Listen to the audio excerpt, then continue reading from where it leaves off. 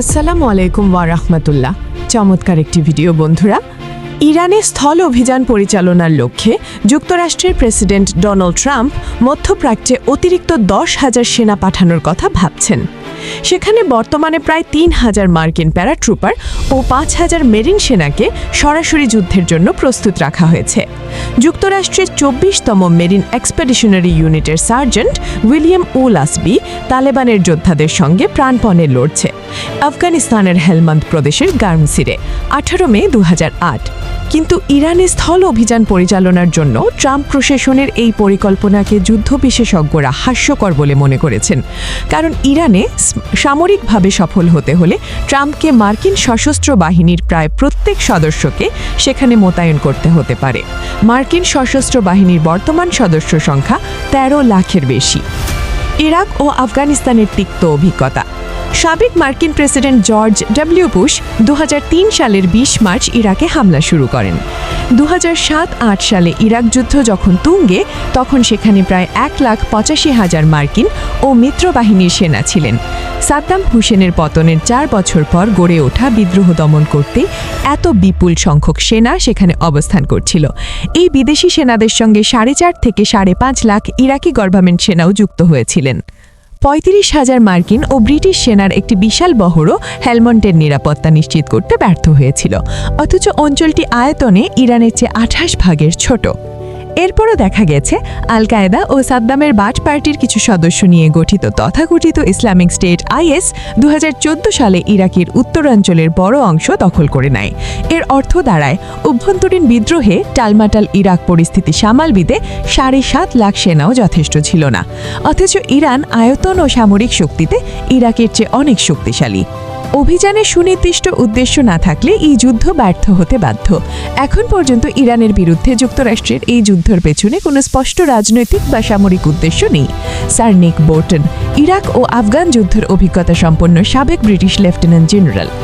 বর্তমানে পারস্য উপসাগরের বিভিন্ন মার্কিন ঘাঁটিতে 50,000 সেনা, নামিক ও বিমান সেনা রয়েছেন। মোতায়েন থাকার এই সেনারা বর্তমানে ইরাকে বোমা বর্ষণ ও তেহরানের মিসাইল ও ড্রোন হামলা ঠেকিয়ে রাখতে ব্যস্ত। ট্রাম্প প্রশাসন সেখানে মোটের উপর অতিরিক্ত 20,000 সেনা পাঠানোর কথা ভাবছে। হেলমান্ড ও ইরানের ভৌগোলিক চ্যালেঞ্জ একটি অসম তুলনা। 2009 থেকে 2011 সালের মধ্যে হেলমান্ড প্রদেশে মিত্রবাহিনীর সবচেয়ে বেশি সেনা মোতায়েন করা হয়েছিল। সেখানে যুক্তরাজ্যের নেতৃত্বাধীন অভিযানে সেনা সংখ্যা 3,000 থেকে বাড়িয়ে 10,000 করা হলেও অঞ্চলটি নিয়ন্ত্রণে আনা সম্ভব হয়নি।